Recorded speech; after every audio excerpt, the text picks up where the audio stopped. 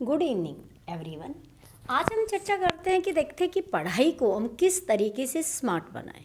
देखिए, बच्चों पर ज़्यादा बर्डन भी ना रहे, बच्चे ज़्यादा परेशान भी ना रहे और बड़े अच्छे तरीके से अपने सिलेबस को कवर करते हुए वो बहुत आगे की तरफ बढ़ते जाए।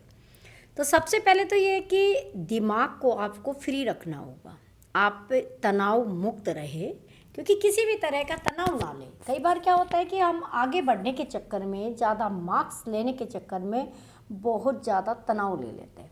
और तनाव एक ऐसी परेशानी है, यानी कि चिंता करते हैं तो चिंता चिता के समान है। तो चिंता बिल्कुल नहीं करनी है। हमें क्या करना है कि जो सिलेबस है सबसे पहले उसकी रूपरेखा तैयार करनी है। कितना समय आप लोगों के पास है उसको कंप्लीट करने में। तो पहले तो आप सिलेबस को देखें कि आपके पास सिलेबस कितना है, ठीक है। समय देखिए आप लोग कितना समय है, उसके हिसाब से आप उसको डिवाइड करें कि उसको किस तरीके से हमें क्या करना है, उसको पूरा करना है। उसके लिए सबसे पहले अपनी दिनचर्या को आपको बदलना होगा।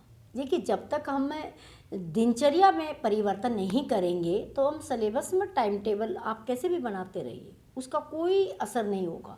आप अपनी दिनचर्या को बदलिएगा। मेरा जैसा मानना, जैसा मैं सोचती हूँ, और यानी कि मैं अपने समय में पढ़ती थी और अब भी जैसे मान लो पढ़ाई का तो नाता मेरा अभी भी है, बाकी मैं सब कुछ छोड़ सकती हूँ, लेकिन पढ़ना मुझे अब भी बड़ा अच्छा लगता है। तो आपको क्या करना है कि पढ़ने का समय है ना, वो आप सुबह तय कीजिएगा, या फिर मेरे हिसाब से आप रात को पढ़िएगा। रात को जब बिल्कुल सब शांत वातावरण होता है, ठीक है, और बिल्कुल आप रात को पढ़िएगा या फिर आप सुबह उठ के पढ़िएगा। और एक बात और हमें ध्यान रखिए कि ज़्यादा एक साथ ज़्यादा पढ़ने की आप कोशिश बिल्कुल मत कीजिएगा। थोड़ा थोड़ा पढ़िएगा और थोड़ा पढ़ने के बाद फिर आप उसको मनन करिएगा, आप उसके बारे में सोचिएगा। घर का कोई भी अगर आप काम कर रहे हैं, आप इधर उधर जा रहे हैं, तब भी आपके दिमाग में वही चल रहा, वही प्रश्न आपके दिमाग में चलते रहना चाहिए कि क्या पढ़ा था, उसका उत्तर क्या होगा, उसको किस तरीके से और अच्छे तरीके से समझा जाता है कि नहीं। सबसे पहले आपने ज्ञान लेके आप उसको बोध करना, उसको अंडरस्टैंडिंग करना बहुत ज़्यादा ज़रूरी है। फिर उसका एक तरह से सोचिए किस तरह से एप्लीकेशन किया जा सकता है। खाली देखिए, किताबें पढ़ने मात्र से कहीं भी हमें सफलता नहीं मिल सकती। हमें क्या करना होता है कि जो कुछ पढ़ा होता है उसको बहुत अच्छे तरीके से समझना होता है, और उसके बाद देखना है कि जीवन में हम उसका किस तरीके से अप्लाई कर सकते हैं। एक बार जो पढ़ लिया, ऐसा होना चाहिए कि लाइफ टाइम वो हमारे ज़हन में रहे, लाइफ टाइम आपके यहाँ पे स्टोर रहे, और जब हमें ज़रूरत हो हम उसको बड़े अच्छे तरीके से क्या रख सके, यादें रख सके। तो सबसे बेस्ट टाइम है वो है आपका सुबह पढ़ने का। अगर सुबह नहीं पढ़ पाते तो आप रात को पढ़िएगा, बहुत अच्छा रहेगा, क्योंकि वातावरण क्या होता है कि बड़ा शांत होता है। विषय का सिलेक्शन कर लीजिएगा और एक टाइम टेबल बना लीजिएगा। आज मुझे ये कंप्लीट करना है, कल ये करना है, परसों ये करना है। आप देखिएगा, जब तक आप किसी दूसरे काम की तरफ मत जाइएगा, जब तक आपका जो टारगेट है, जो आपने निश्चय किया है, उसको आपने एक दिन में पूरा नहीं कर लिया। चाहे आप खाना छोड़ दीजिएगा, आप सोना छोड़ दीजिएगा, और कहीं घूमना छोड़ दीजिएगा, किसी से बातें करना छोड़ दीजिएगा, लेकिन जो आपने निश्चित किया है कि आज मुझे इतिहास में इतना पढ़ना था, इंग्लिश में इतना, हिंदी में, उसको आप क्या करेंगे, पूरा पढ़ेंगे। तभी आगे चल के हम लोग क्या हो सकते हैं, सफल हो सकते हैं। अब इस तरह की दिनचर्या आपने फर्स्ट टाइम बनाई है तो एक दो दिन परेशानी होगी, हफ्ते भर भी परेशानी हो सकती है, लेकिन उसके बाद धीरे धीरे धीरे आप इतने हैबिचुअल हो जाएंगे कि वही काम आपको करने का बार बार मन करेगा। नहीं करेंगे तो आप परेशान होंगे, करने से आप परेशान नहीं होंगे। तो उसके पढ़ाई करने के लिए आपको अंदर से क्या चाहिए, एक उत्साह होना चाहिए। वो आपको अपने अंदर क्या करना पड़ेगा, क्रिएट करना पड़ेगा।